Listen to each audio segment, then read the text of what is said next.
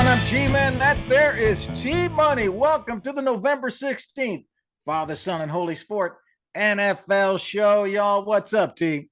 What's going on, G-Man? What a interesting week of football. You know, some big losses, some fun games over in Germany. It was a fun weekend, a great slate Sunday, and one of the best games of the year too. So it's just been it was a really fun weekend. Big win for the Vikings over the Bills. They now have won 7 in a row, man.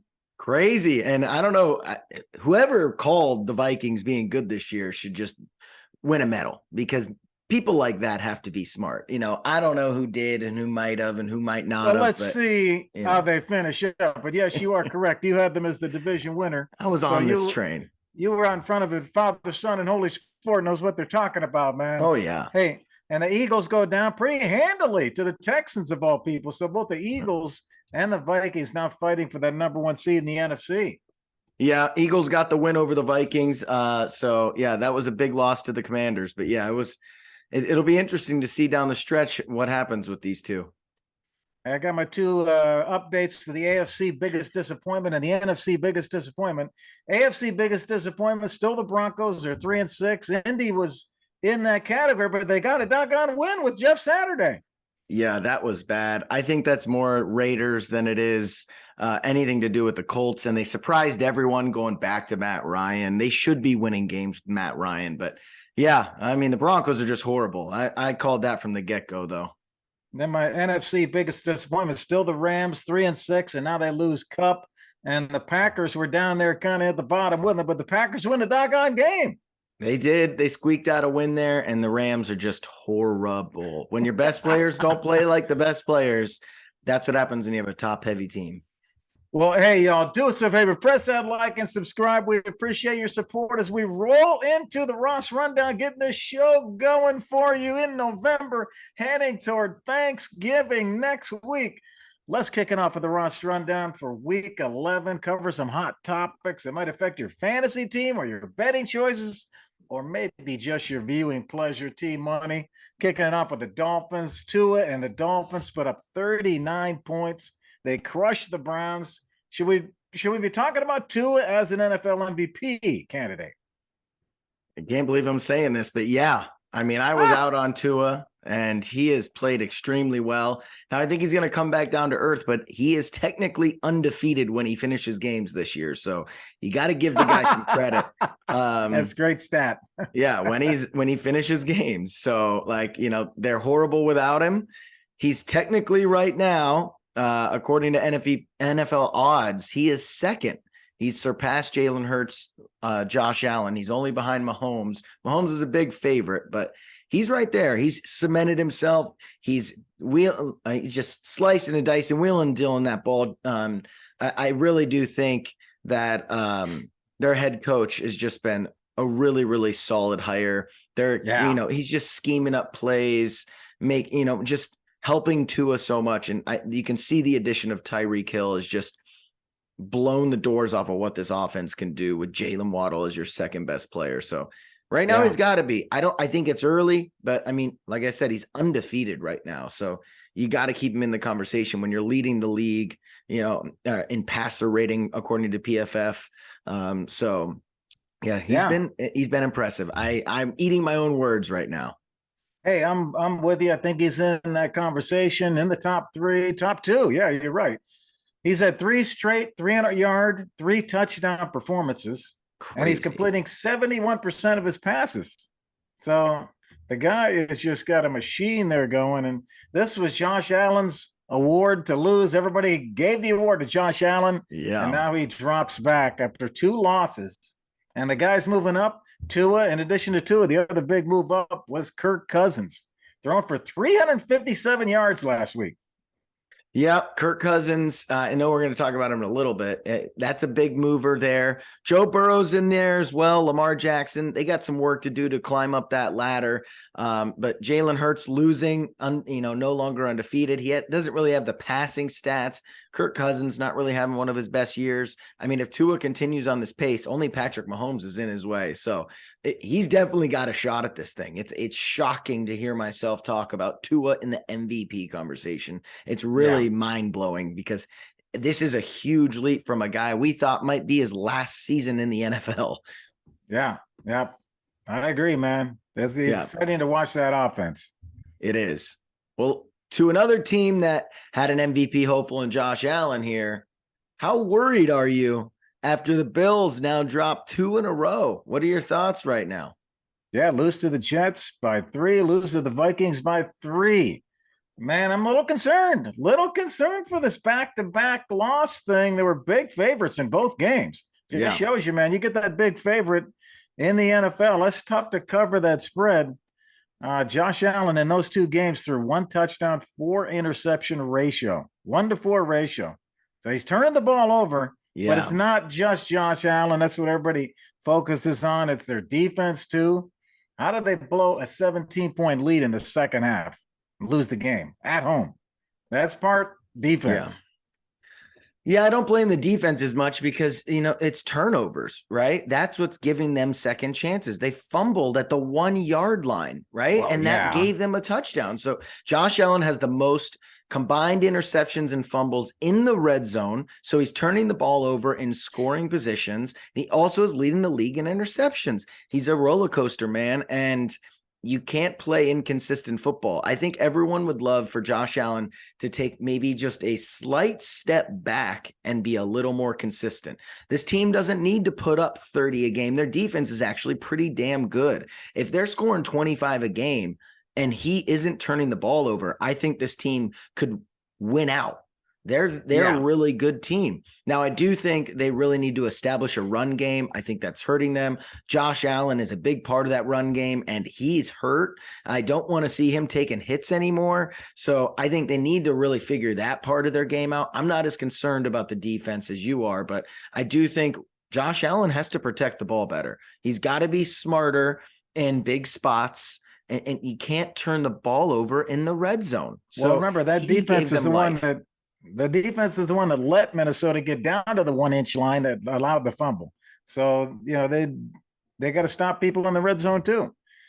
But last year, this team, here's the interesting thing about this whole division in the AFC East, is last year, the Bills were on pace for the same record.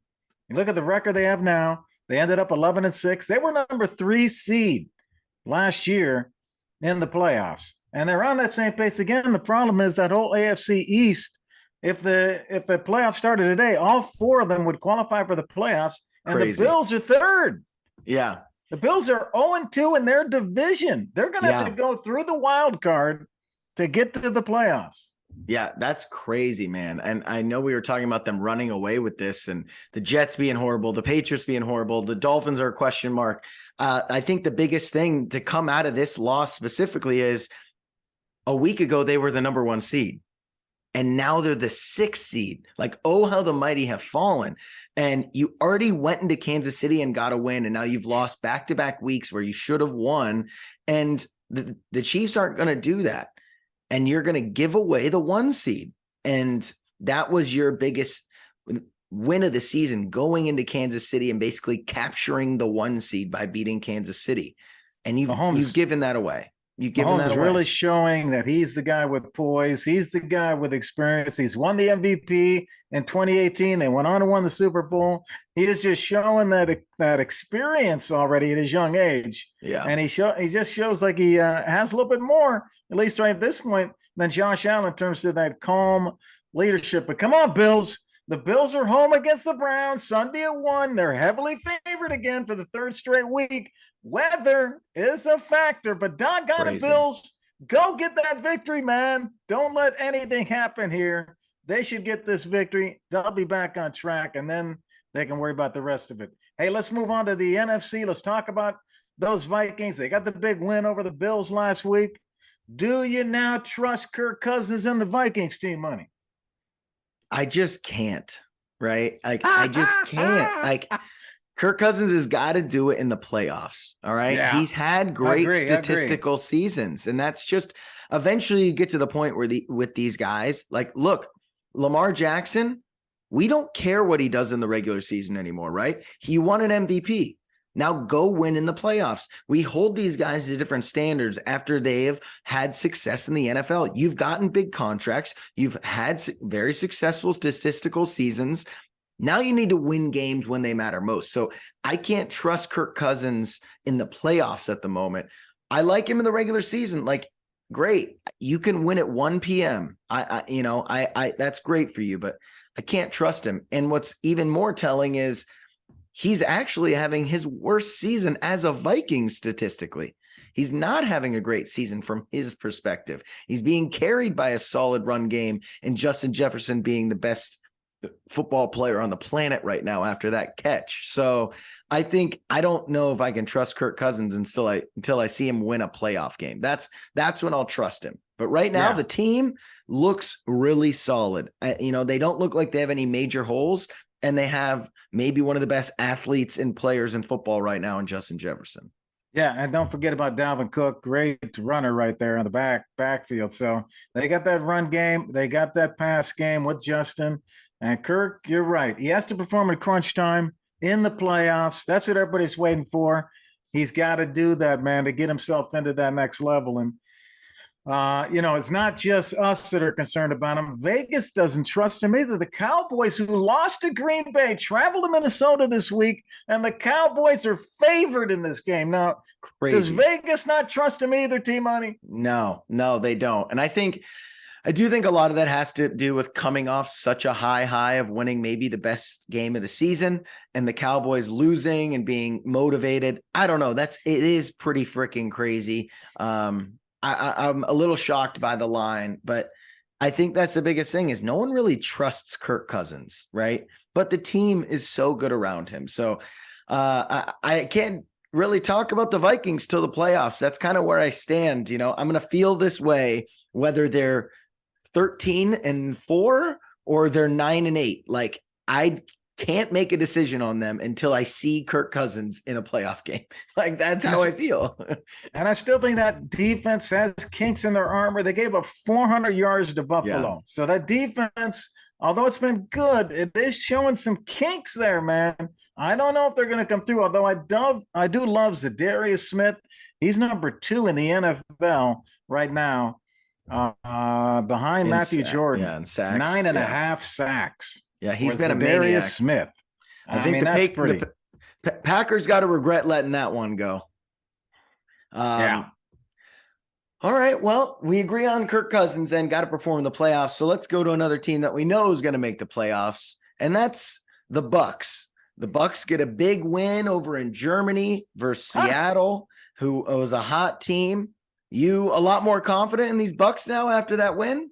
Well, I like your confidence already saying they're going to make the playoffs. There you go, man. Likely. But I agree with you there. Yeah, we're talking about the greatest quarterback of all time, my man, TB12, man. Yeah. He's not going to let us down. I keep telling you all that. They have won 2 in a row.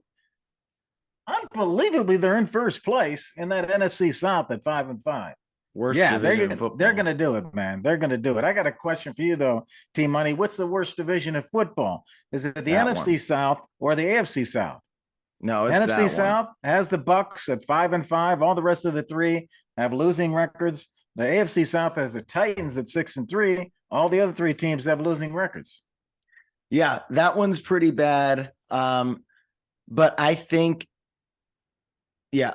I don't know. Those are 2 horrible divisions. And of course, Tom Brady once again ends up in one of the worst divisions in football and can coast into getting home field advantage in the playoffs, just like he did for 20 plus years when he was playing the Jets and the crappy Bills, not these Bills, and the Dolphins, who were horrible. So I'm confident in the Bucs. I think we both talked about this. Like, no one in the NFC is really scaring anyone. The Eagles lost. The Vikings we don't trust, right? I mean, right now they're the only 2 one-loss teams. Those two teams are the only 2 with 1 loss. Yeah, so I don't think they're scared of anyone. I think they gained a lot of confidence. They were able to run the ball. Rachaad White looks like a great find for them to counter balance Leonard Fournette, and Fournette's out, but he'll be fine. He's just a hip injury. I think that's the biggest thing is they were able to get the ball out of Brady's hands more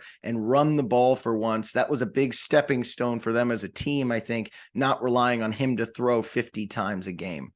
Hey, Leonard Fournette's going to have to do it down the stretch. Don't count him out, everybody. Bucs are on a bye this week. Everybody gets the rest up. After 2 straight wins, they come back. They get Thanksgiving weekend versus the Browns. And so they should get another victory there. So watch out, man. They're starting to pick it up. Hey, Cowboys team money. We're up 14 points going into the fourth quarter. They score 0 points in the fourth quarter. They score 0 points in overtime and lost. How'd they blow that game against the Packers? Oh my gosh, totally blew the game. I think this is the first time in franchise history the Cowboys lost at home when they were up 14 points. So this doesn't give me a lot of confidence in the Packers moving forward because they easily could have lost again. Let's just start with that. But the Cowboys, this is what happens when Mike McCarthy's your head coach. All right. He's not a good head coach.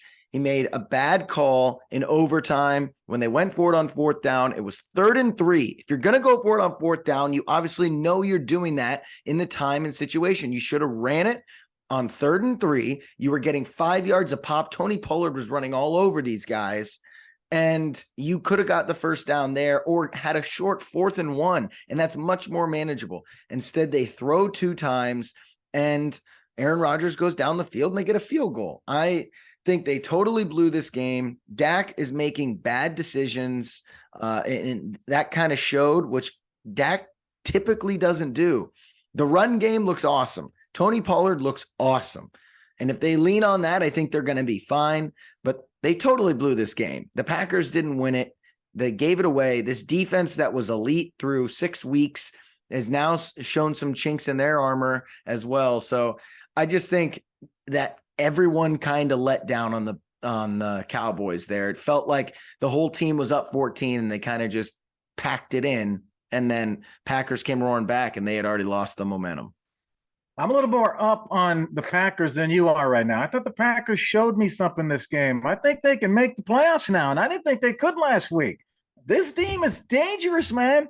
They remember this moment because the Cowboys could have knocked them out of the playoffs. They would have been 3-7, and they would have been out of the playoffs, and they let them in. Now they're 4-6. This team can make the playoffs now, and it's all down to the Cowboys not closing them out. And why do I feel confident in the Packers? Because of that run game. They were leaning into Aaron Jones. Green Bay ran 37 times and passed 24. Their running backs averaged 5.5 yards a carry. So the Packers, listen to this, team money, the key stat. Packers have had 6 games this year when they passed more than they ran. And in those games, they're 1-5. They got to run more than they pass. They figured that out. They got the win. Yeah. Do you think that they won the game or Cowboys blew it? Yeah, I think they won the game, man. They won the game with that running game. And watch out, man, for Aaron Jones, Aaron Rodgers. These guys, man, they're going to be coming with a vengeance. Yeah. I still like Dallas, though. Watch out for Dallas. I like the team. They blew this, but part of it was because Aaron Rodgers was so focused he was going to win this game. And he went and got it. Definitely see that. I like the Cowboys too. I think they have a really complete team.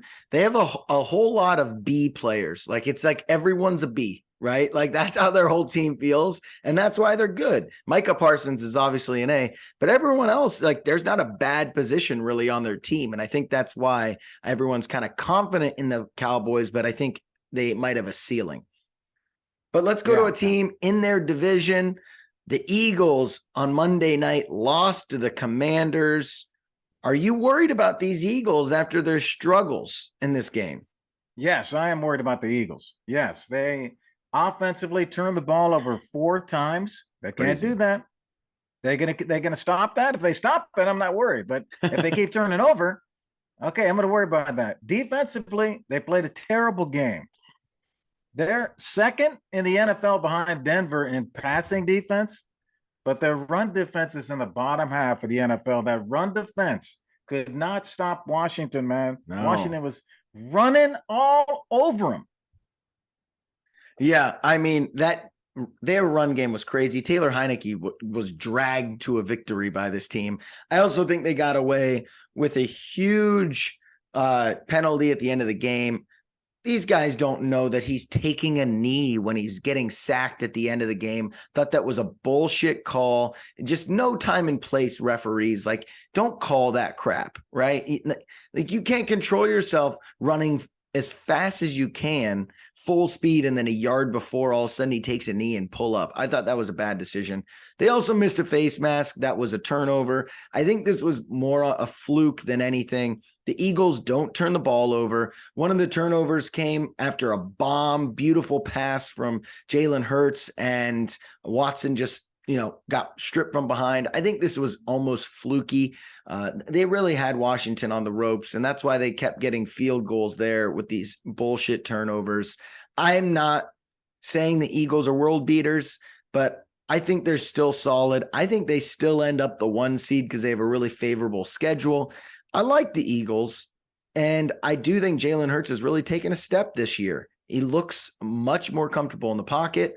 And so I'm not worried about them. I think that they can win a playoff game. They look really solid in a lot of places.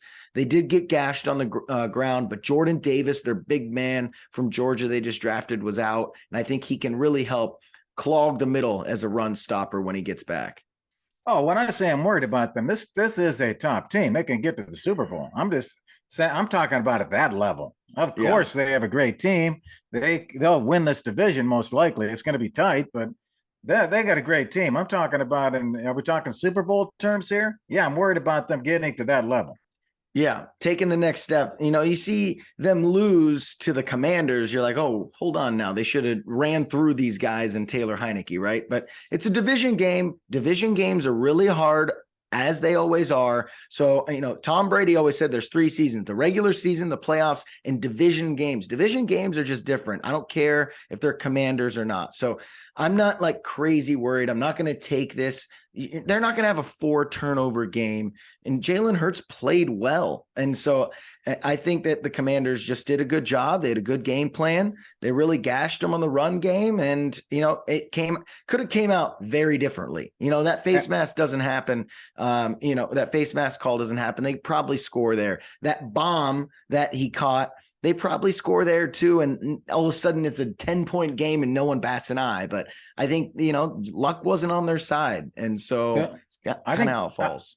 I've said before, man, this team does not have the killer instinct. They got to get somebody to develop a killer instinct, man. Somebody on that team has to get them going. Listen to this stat. This just shows you the killer instinct of this team and how they lack it. First half of games, they average nearly 20 points and 234 yards in the first half.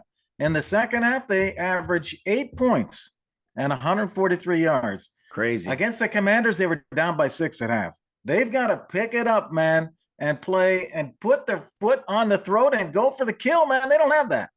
Yeah, no, I agree. I don't know if that's play calling that changes or what, but I totally agree with you. They got to figure that out. Maybe it is play calling. Yeah, maybe it is play calling. Hey, they got to figure it out. Eagles travel to Indy Sunday at 1, favored by a touchdown against Sirianni's former team. And that Indy defense is ranked 10th in the NFL, but they have no offense up until last week. But maybe Matt Ryan and JT are back. Jeff Saturday, can they put it together and upset Philly? That would be amazing. Would be. Hey, wait, what do I hear? Do I hear it? Is it Randy? Is Randy ready? Well, we are too. Hey, it's time, T-Money, for Cousin Randy's Chug and Chant. Hey, welcome into this week's Chug and Chant. It's Cousin Randy here. And I got something nice to say about an Ohio State player. What? Well, let's get this chug in. And then I'm going to chant. Go Blue.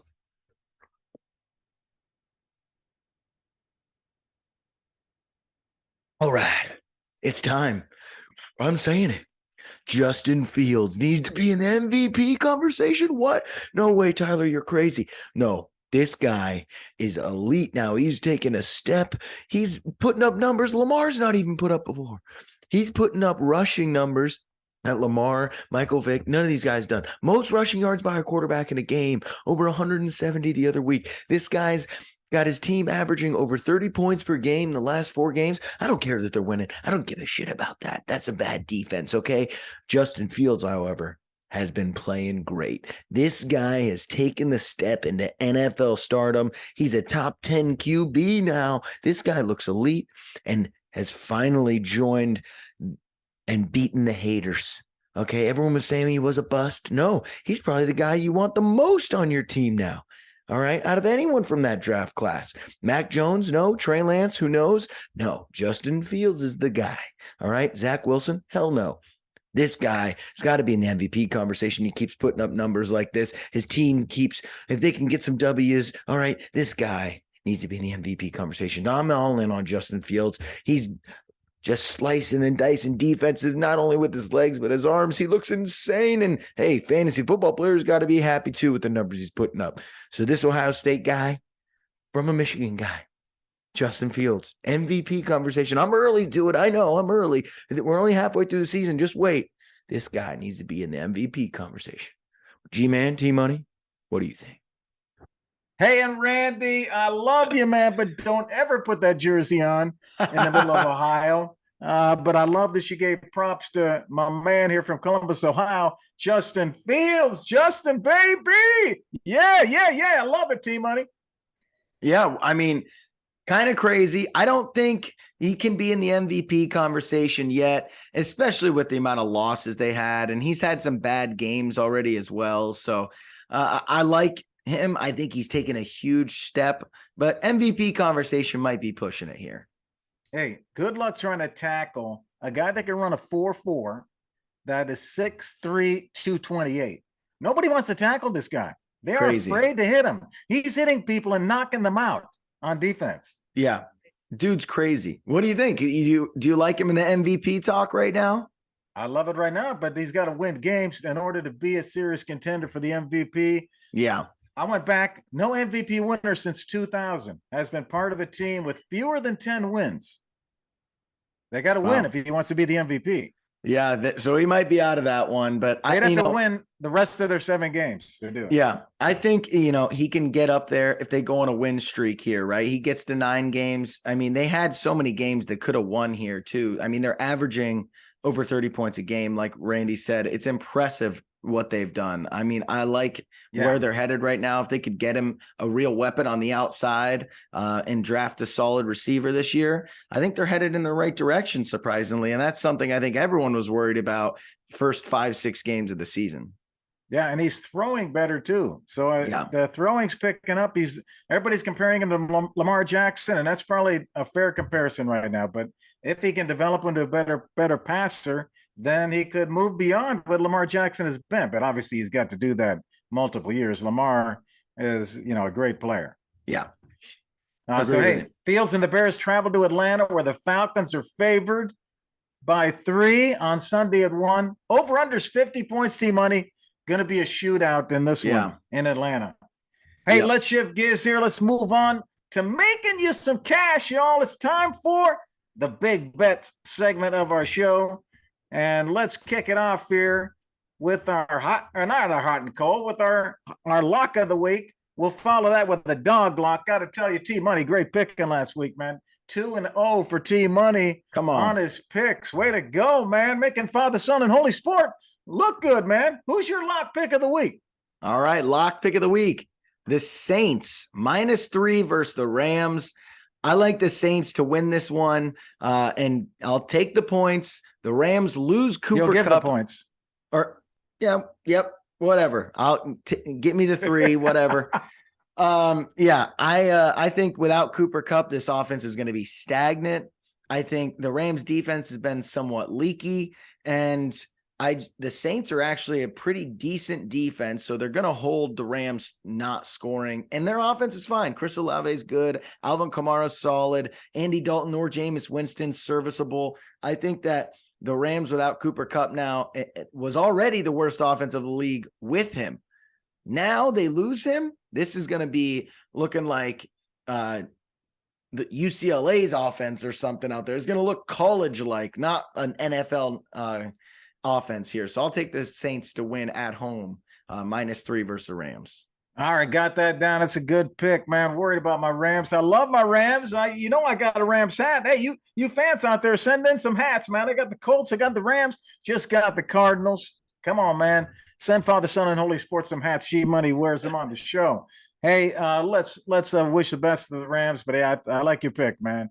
And you're hot, so I got to listen to that. Hey, let's go on my hot pick of the week, man. My top pick. Let's go to US Bank Stadium, Minneapolis, Minnesota, where the Cowboys come in as the favorite, and I'm going with them. I like the Oh, Cowboys to come in here and win this game. They're 6-3, only 2-2 on the road, but Kirk Cousins is only 2-8 all time against Dallas during his career. And that Minnesota defense, as I said before, is having issues. They're giving up 6 yards of play. That's 28th in the NFL. And the red zone percentage on defense, 72%. That's 31st in the NFL. I think the Cowboys are going to exploit this. They're 4-1 straight up in their last 5 games against Minnesota, 6-2 against the spread in their last 8 games overall. Give me the Cowboys as the road favorite, only by 1 over the Vikings for my lock pick of the week, T-Money. all right. All right. Going to be a battle. I like it. Well, my dog What you lock. got for your dog lock, man? My dog lock. I'm going with Randy's MVP, Justin Fields. All right. Justin Fields and the Bears +3 versus the Falcons. The Falcons have lost their last 2 games, and they only scored 17 and 15, and they weren't playing great teams either. The Bears, on the other hand, are averaging over 30 points per game in their last 4 games. Justin Fields looks like a different person. I just think the Falcons won't be able to score with them. And so the Bears have been on the edge of winning the past 3 games and have just come up short. I think this is a different team. They're focused. I don't care that the Falcons are at home. I think the Bears are going to win this one. Hey, I'm going to jump in with you right away. I got the same pick. We don't compare beforehand.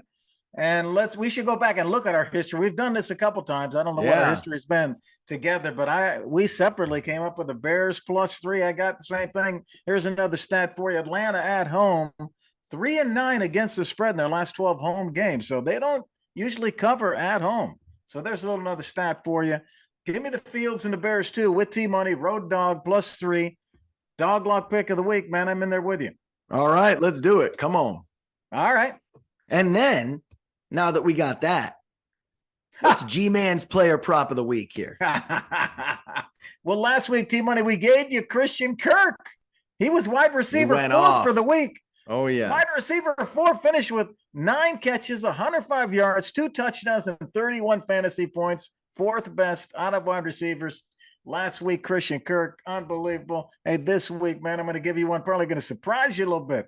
How about Jonathan Taylor from Indy? Okay. Rejuvenated Colts. Could the rejuvenated Colts pull it off here against the Eagles defense that just allowed the Commanders to rush for 153 yards? JT does the same thing to them, and JT goes off. Look for the player props for yardage, total yards, rushing yards for Jonathan Taylor. That's my player prop pick of the week. All right, let's go, JT, baby. Hey, all right. Okay, hey, let's go to fantasy. All you fantasy managers, let's talk about your fantasy and DFS lineup. See if we can get you set, man, for the coming week. I know y'all are coming up to your playoffs. You got to qualify for the playoffs. You got to get your team ready for the playoffs. So we're going to help you do that, man. And we're going to kick it off with hot and cold, where we try to give you tips for players you should be starting or sitting. I'm going to give you the guys you should start that are maybe on your bench. T-Money's going to give you guys you should sit that you're going to think you're going to start, but you shouldn't start them because T-Money thinks they're cold. So for the hot QB of the week, I'm going with Daniel Jones. Daniel Jones on the Giants against the Lions defense. You might want to stream Daniel Jones. Completed only 13 of 17 passes, so not throwing a lot.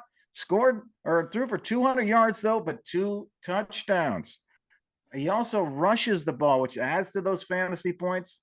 24 rushing yards last week, led the Giants to victory. I think he can do it again here against the Lions. They've been riding Saquon's legs, but even with that, he throws 2 touchdowns and ran the ball 5 times. So I think if you're playing DFS, $5,700 for Jones here, that's a good deal, man. My upside quarterback hot pick of the week, Daniel Jones. All right. All right. I like it. I'm going with another streamable guy, but this is going to be Kirk Cousins here. Cold QB of the week. Projected, you're saying he's cold. Projected 16.8. So maybe you do want to go with Daniel Jones instead of Kirk if you got some people on a bye. Projected 16.8 versus the Cowboys. Cowboys' seventh best fantasy football defense this year.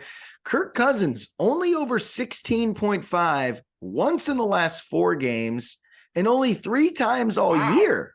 And only That's 3 crazy. times all year. Okay. And like I said earlier in the show, Kirk Cousins has not had statistically one of the best seasons, even though the Vikings only have 1 loss. So I'm not sold on Kirk this week. I still think they can win the game, but I don't know if he's going to have 16.8 versus this defense. And he hasn't proven that he can do it consistently. Like I said, once in the last 4 games, 3 times all year. So I think he's more in line for like a 14-point game, but 16.8, that's not going to happen. Okay, maybe Daniel Jones is a better streamer than the Kirk Cousins, all you people out there trying to find a quarterback. Let's go to running back. I gave you Jeff Wilson last week. He delivered 22 fantasy points. Come on, man. You know who I'm going to give you this week? Antonio Gibson against the Texans defense. Gibson, 14 carries, 44 yards, and a touchdown on Monday. He also hauled in 3 targets for 14 more yards. He's not getting the bulk of the carries, but he is getting the passing downs. J.D. McKissic's out. He's injured. So Gibson is the guy. He's going to have a great game, I believe, and he's only $5,600 on DraftKings. Go get Gibson as your start upside running back hot pick of the week.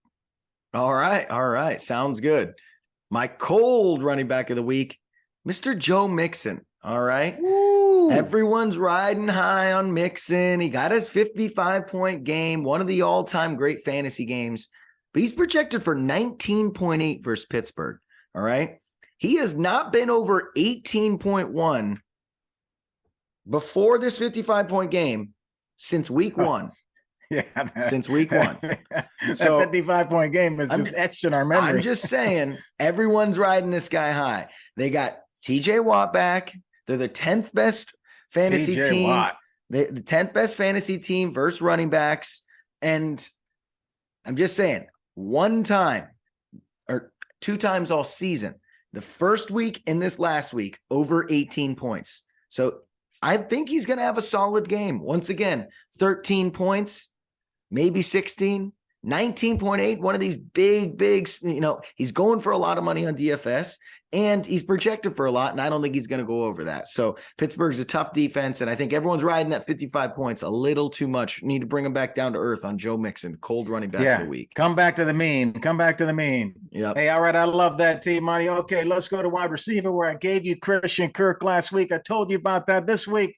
I'm going a little bit more upscale on this one. T. Higgins against the Steelers secondary. T. Higgins a little more expensive on DraftKings, but I think he's going to have a big week, and that's why I'm picking him. And T-Money just told you that Joe Mixon's not going to have a good day, so maybe it's throwing the ball. T was on a bye last week, but in week 9, he caught 7 of 8 targets for 60 yards. He's now gone for 10 catches, 109 yards, and a touchdown in the past 2 games without Jamar Chase. If you're playing DFS, he is a little expensive, $7,100, but I think he's a start and an upside wide receiver hot pick of the week. All right. I love T. Higgins. Go Bengals, baby. My cold wide receiver of the week is Michael Pittman Jr. All right. Projected 13.8 versus Philly. They're the 10th best team versus wide receivers. They're going to run the ball with Jonathan Taylor and Darius Slay, and the cornerbacks are really, really good. That might be the best part of their defense. In Philly, they have a really solid defense. He hasn't been over 12.3 the past 4 games, and he's projected 13.8 versus a really good defense and really outstanding corners. So I don't like Michael Pittman Jr. unless somehow he gets a red zone target and gets a touchdown, which I don't find likely to happen. Those are going to go to Jonathan Taylor. I don't think Michael Pittman's going to be having a great week. So he's my cold wide receiver of the week. Okay, sounds good, T-Money. I got my lineup here set for DFS on DraftKings. Here you go, a little summary from all of our discussions. Got the quarterback, Daniel Jones, for $5,700, Antonio Gibson, and Jonathan Taylor at the running backs. I got T. Higgins.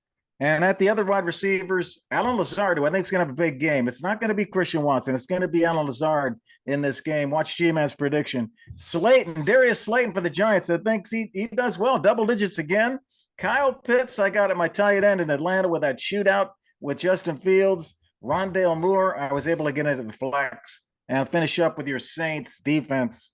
All for the right. DST. There's our starting DFS lineup for y'all. Hey, let's move to take a mistake. Our last game, and we're wrapping up Father, Son, and Holy Sport, November 16th. Next week's Thanksgiving, everybody. Thanksgiving football. But first, we got this weekend and starts Thursday night. But hey, let's go through a little surprise here for T Money. He doesn't know the guys I'm going to give you. I tell T Money, here's a big guy. Are they a take this week, or would that be a mistake? I'm going to start off with quarterback Aaron Rodgers from Green Bay. Rodgers completes 14 of 20 for 224 and 3 touchdowns in a 31-28 win over Dallas.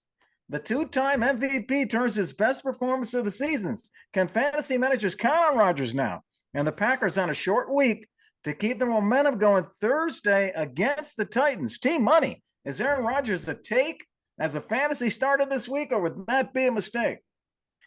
I'm not starting him. I say that's a mistake. I don't trust him. He had one good game. I do not trust Aaron Rodgers anymore. He is now in the streamable category for me. So if you have someone on a bye week, sure, you can do that. Titans are a good defense, and this is going to be mainly a running game. I think they need to rely on Aaron Jones and A.J. Dillon more, which I think that they're going to do. So even if he does have a good game, it's not going to be big points. So I would not take Aaron Rodgers. He has not been good this year. I'm not letting one game fool me. Mistake for Team Money on the quarterback. Let's go to running back, Team Money. How about Deonta Foreman from Carolina? He rushed 31 times for 130 yards and a touchdown as Carolina beat the Falcons by 10, and Foreman delivers 19 fantasy points. Can fantasy managers count on Foreman to continue as the feature back despite the return of Chuba Hubbard? Team Money, is Deonta Foreman a take as a fantasy start this week, or would that be a mistake? I like him. Start him. I think he's solid. Yeah, he's proven. Yep. I think he's proven that he can be a week-to-week starter. They're just feeding him. He's dominating. I'll take him as a starter for sure. Okay. Hey, let's finish up here, Team Money, with the show. Wide receiver, I'm going to Christian Watson in Green Bay, Team Money. Watson caught 4 of 8 targets for 107 and 3 touchdowns in a win over Dallas. Can fantasy managers count on Christian Watson to continue the strong performance in Week 11? And will Aaron Rodgers keep going back to Watson? Team Money, is Christian Watson a take as a fantasy starter this week against the Titans, or would that be a mistake? I think that's a mistake. Alan Lazard's back. Dobbs is supposedly questionable, might be back. I don't like him to be a week-to-week starter. I think he's going to be more boomer bust type guy, right? He's going to be Deshaun Jackson. He's going to be the old Marquez Valdez-Scantling for Green Bay, right? He's going to have a game where he gets 30 because he just gets long targets and touchdowns, right? He's going to have a game where he gets 3 targets, catches 2 of them for 80 yards and a touchdown, right? That's going to be his line item. And so I don't think he's reliable yet, week-to-week starter. So I would not start him, no. Okay. Team Money says a mistake right there. Good call, Team Money. You know your stuff, man. Hey, that's it for today's show. We hope you all had fun and you got some tips to help you win this weekend. Make sure you check out our clips wherever you consume your content. Look for us at Father, Son, and Holy Sport. On behalf of Team Money, I'm G-Man. Enjoy the games to see y'all before Thanksgiving. All right. Peace.